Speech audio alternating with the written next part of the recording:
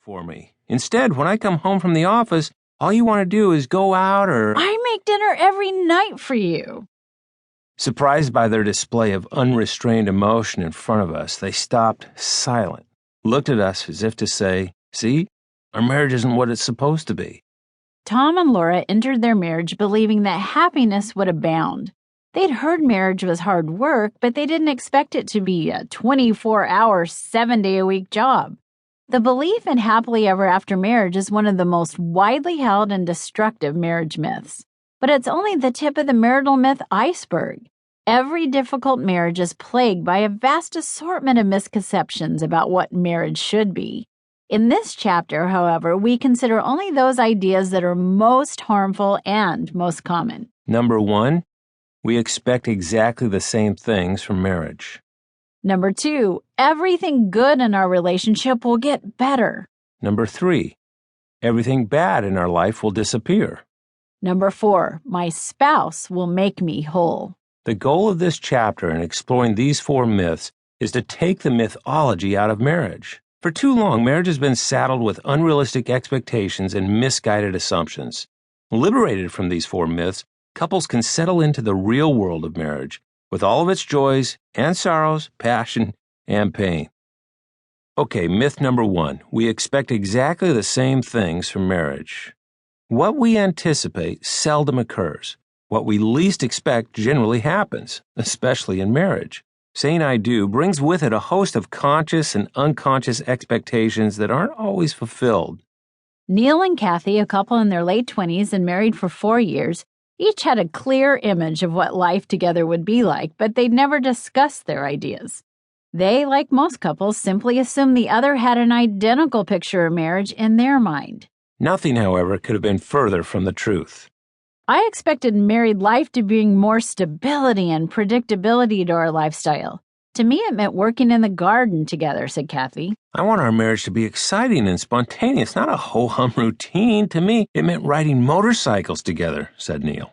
As far back as early childhood, Neil and Kathy began dreaming of how married life would be. They grew up in homes where parents modeled married life. They read books describing loving relationships. They watched television shows and movies depicting scenes from marriage. For years, they'd fantasized about life after crossing the threshold. With little effort, each had formed an idea of what it would and should be like to live as a married couple. Consciously and unconsciously, Neil and Kathy painted brushstrokes on their mental marital canvases, but it never occurred to either of them that the other might be working from a different palette. They simply assumed their lifelong partner would work with the complementary colors in a similar style. The first year of marriage, however, revealed sharp and unexpected contrasts. What Kathy thought of as security, Neil thought of as boring. They valued many of the same things, but with different levels of intensity.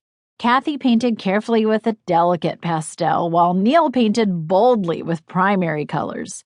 Most incongruous expectations fall into 2 major categories: unspoken rules and unconscious roles. Bringing both of them out into the open can save years of wear and tear on a young couple's marriage. Let's talk about unspoken rules. Everyone lives by a set of rules that is rarely spoken but always known. Needless to say, unspoken rules become more vocal when our spouse breaks them. This became painfully obvious to us when we visited our families for the very first time as a married couple.